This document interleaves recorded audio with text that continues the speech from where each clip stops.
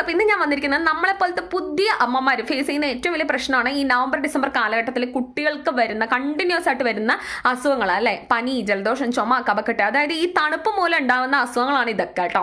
അപ്പോൾ ഇവരുടെ ഈ അസുഖങ്ങൾ കണ്ടിന്യൂസ് ആയിട്ട് ഈ വരുന്ന അസുഖങ്ങളെ ഒന്ന് നമുക്ക് തടുത്ത് നിർത്താം, ഒന്ന് പ്രിവെന്റ് ചെയ്യാൻ ഒന്നും ചെയ്യണ്ട കേട്ടോ. ജസ്റ്റ് ഒരുപാട് മരുന്നുകളൊന്നും കൊടുക്കണ്ട, അവരുടെ ഫുഡ് സ്റ്റൈലിൽ ഒരു മാറ്റം വരുത്തിയാൽ മതി.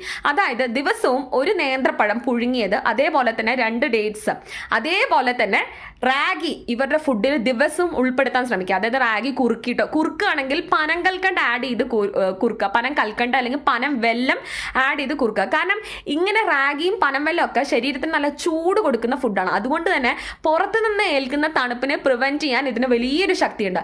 ഒരു നേരം മാത്രം അരിയാഹാരം ഉൾപ്പെടുത്തി കഴിഞ്ഞു കഴിഞ്ഞാൽ അരിയിൽ നിന്നുള്ള തണുപ്പും അവരുടെ ശരീരത്തിലേക്ക് എത്തും. അപ്പോൾ ഈ ചൂടും തണുപ്പുമായിട്ട് അവരുടെ ശരീരം ബാലൻസ്ഡ് ആയിട്ട് പോകും. കൂടുതൽ അസുഖം വരാതെ നമുക്ക് അവരെ രക്ഷിക്കാവുന്നതാണ്. സോ ഇതൊന്ന് ട്രൈ ചെയ്ത്